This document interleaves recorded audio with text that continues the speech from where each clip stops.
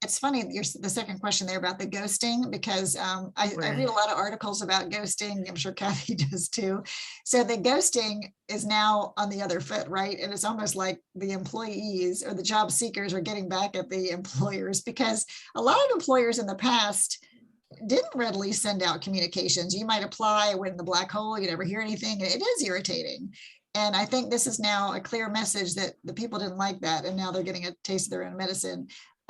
So yeah, when a company ghosts you, I feel like if they didn't communicate back, then just move on. They're not interested. I mean, Kathy, do you have a different opinion? Well, I wanted to, and I did want to circle back to this because I think I do hear from a lot of job seekers that it's very frustrating, and being on the HR recruiting side and the staffing side, staffing, I had a little more leeway, but as a recruiter, your hands are tied for a lot of things. So, um, it's not that they're ghosting you. They may just not have information to go. You didn't go on to the next level.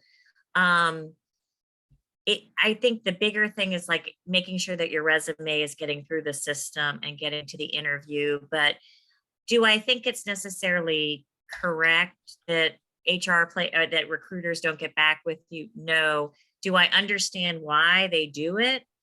Yes. One, they're busy. A lot of recruiters may be seeing, they might have 8 interviews in a day, and they have other things to do, and sometimes it just slips through.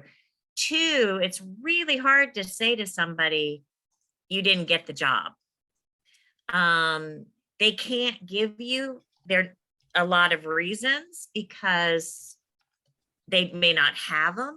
It may not be something you want to hear.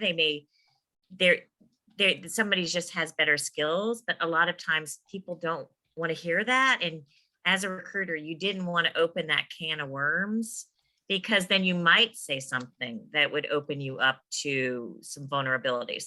So I do agree, if a company does ghost you, it is best to move along. You could send an email and just say, have you made a selection, or has the next level of interviews gone, or whatever you think is irrelevant. But I wouldn't calling and asking a HR person, and they may just say, you did move on. Usually they'll say one of 3 things. We've gone a different direction. We found somebody who is more qualified, or whatever. We're not hiring at this time. They tend to give you very general information. They're not going to give you anything specific. So I think, and I know at Westat, we were really looking into this as maybe just an email that just blasted out if you didn't go to the next level, that just said, we appreciate your interview, you were not selected. I don't remember what the wording is, but you have to be really cautious. And it is a big challenge for recruiters. And I think in some for some people who don't want to say, hey, I don't want to come to your job, that's awkward too. So is it fair? No. Is it respectful? No. Do I understand why it happens, and have I done it? Yeah. Yeah. So,